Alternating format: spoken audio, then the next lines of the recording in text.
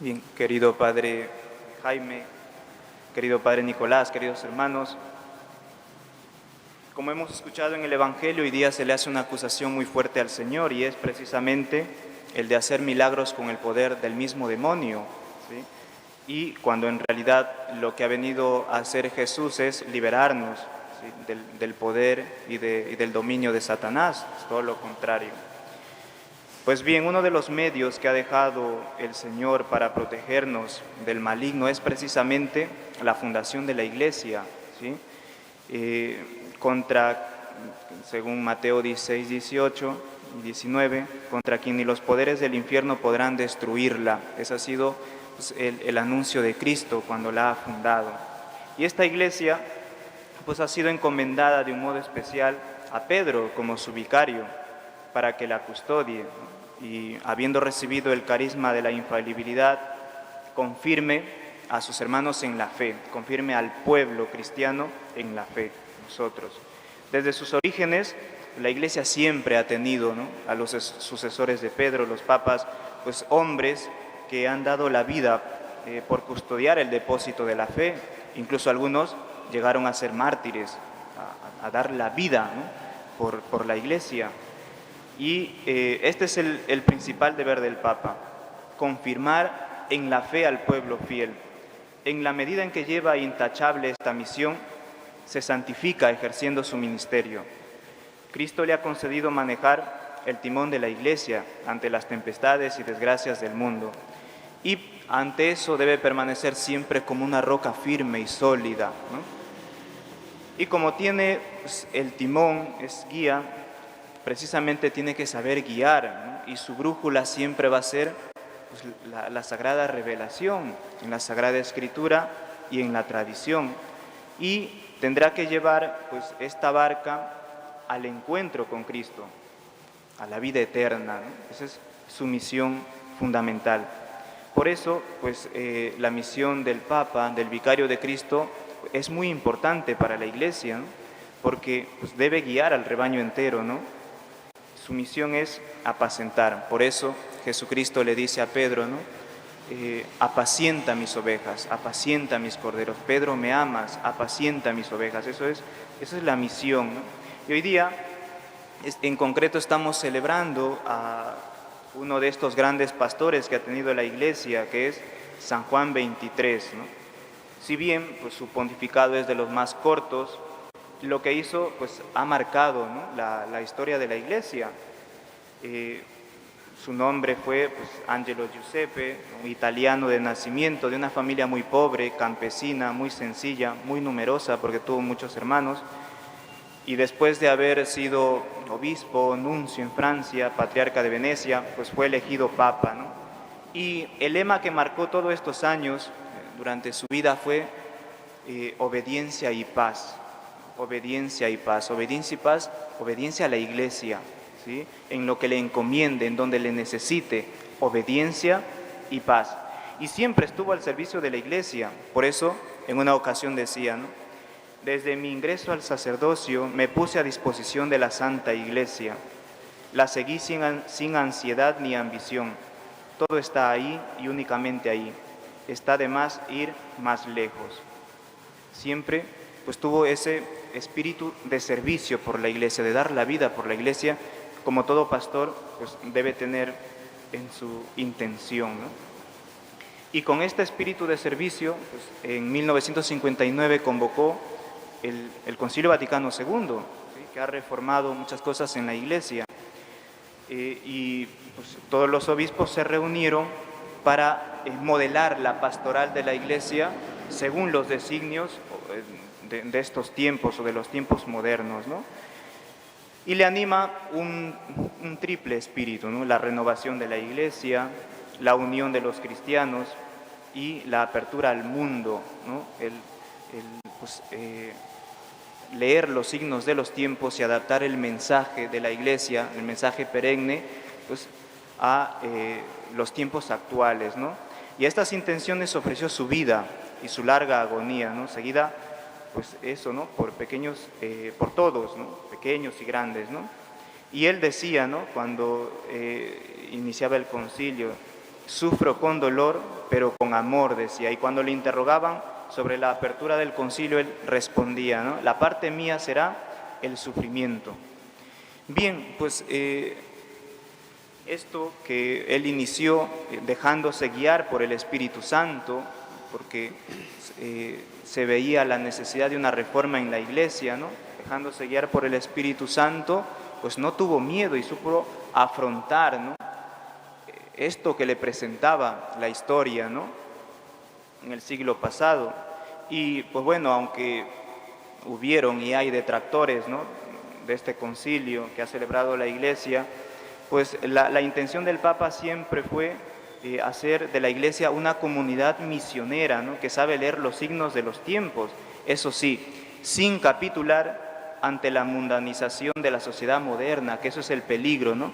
Muchas veces se piensa que reformar la Iglesia significa pues, adecuarse a las ideas mundanas que ofrece el mundo, ¿no? La misión de la Iglesia es sobrenatural y por lo tanto lo que quiere es guiarnos a la vida eterna, guiarnos al cielo.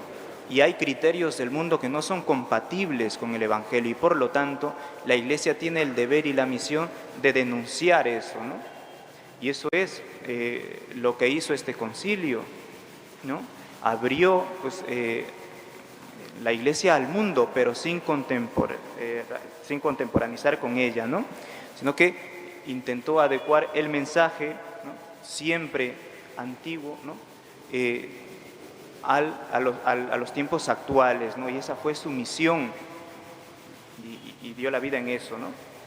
Bien, pues el demonio pues, sigue intentando sembrar confusión, ¿no? para tergiversar la doctrina que ha sido anunciado por los padres conciliares, ¿no? En definitiva por el Espíritu Santo, que es el que nos ha querido transmitir una serie de cosas a través de los pastores de la Iglesia, ¿no?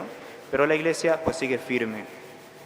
Bien, pues San Juan 23 tenía ese espíritu auténticamente eclesial, ¿no? Era un sacerdote de Jesucristo, vigorosa y sólidamente enraizado en la tradición, viviendo alegremente cada día como un don de Dios y abierto por la esperanza a un mundo más fraternal y a una iglesia más cercana a los hombres, por ser más transparente para Dios, ¿no? Y su misión fue presentar pues, el anuncio de la iglesia de un modo sencillo, como él era, ¿no? Y repetía constantemente que el Señor nos ama, somos llamados a amarlo y amarnos entre nosotros. Eso era como su mensaje principal, ¿no? Con esa sencillez que le caracterizaba, ¿no? Anunciaba pues, lo que siempre ha anunciado la Iglesia, el amor de Cristo y que quiere llegar a todos nosotros, ¿no? Siempre supo mirar a la Iglesia con esperanza. Por eso el Papa Juan Pablo II decía, la nota dominante de esta acción suya en la Iglesia fue su optimismo, llamado a las responsabilidades del gobierno supremo de la Iglesia cuando solo faltaban 3 años o poco más para cumplir los 80 de vida.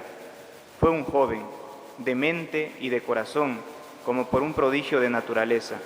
Sabía mirar el futuro con esperanza inquebrantable. Esperaba para la Iglesia y para el mundo la floración de una era nueva, un nuevo Pentecostés, una nueva Pascua, esto es, un gran despertar, una reanudación de camino más animoso.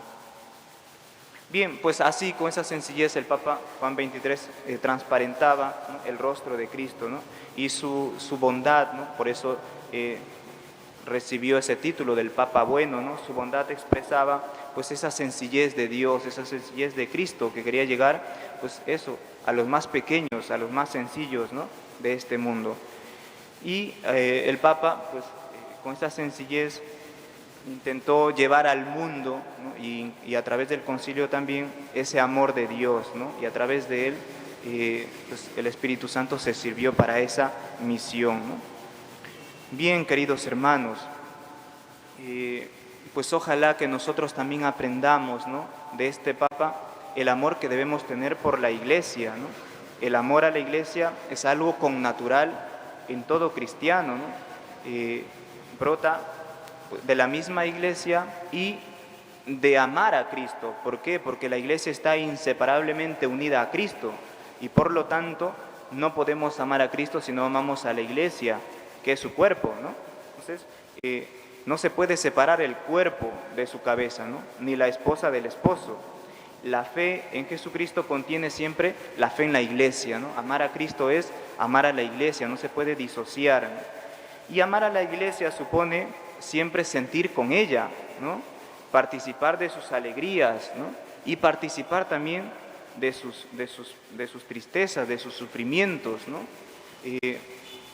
Significa sentir con la iglesia, ¿no? Y en la iglesia pues hay diversas realidades, hay pobreza, hay persecución en otros lugares, ¿no?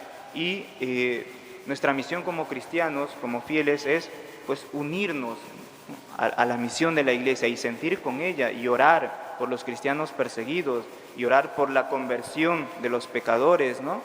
Y orar por aquellas personas que se alejan de la iglesia, significa sentir con la iglesia, ¿no? Porque a la iglesia le duele pues, la división que se produce en ella, ¿no? Y la separación de algunos miembros, ¿no? Porque se dejan llevar por doctrinas, como dice el apóstol, llamativas y extrañas, ¿no? Pues bien, significa sentir, ¿no? Amar en la comunión de los santos y amar también incluso a los que nos han precedido en la fe, ¿no? Que nos han dejado todo el legado de Cristo, ¿no? El cristiano, si es consciente de su vocación, pues no puede dejar de sentir en su persona el reflejo de la santidad de la iglesia y por lo tanto pues debe buscar siempre la santidad en su estado de vida particular, sea casado, sea sacerdote, sea religiosa, sea religioso, ¿no?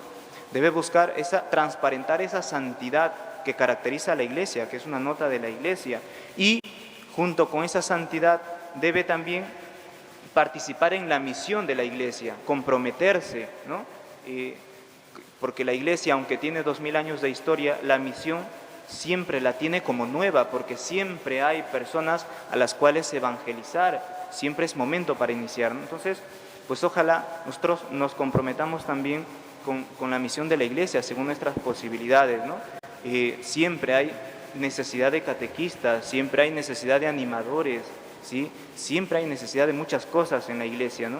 Y ojalá pues todos nosotros tengamos ese espíritu eclesial como San Juan 23 y nos comprometamos, ¿no? Con lo que la iglesia necesite de nosotros, en donde nos necesite y cómo nos necesite, ¿no? Por eso pues tenemos que ser fieles a nuestra vocación, ¿no? Ojalá pues que cada vez seamos mejores amantes de la iglesia, ¿sí? Desgastando nuestra vida y nuestro tiempo, ¿sí? Y pues una forma también de servir a la iglesia es de orar por ella. En nuestra parroquia, gracias a Dios, tenemos la dicha, ¿no? De poder tener adoración perpetua, ¿no? Pues ojalá todos nosotros nos comprometamos a dar un tiempito de nuestro día para el Señor, sea en el día, sea en la noche, ¿no? Y así, pues también, ¿no? Orar, sostener a la iglesia, sostener a los que llevan la iglesia, a los que dirigen la iglesia, que necesitan muchísimo de nuestras oraciones, ¿no? Y así podamos ser nosotros también miembros activos de la iglesia. Que así sea.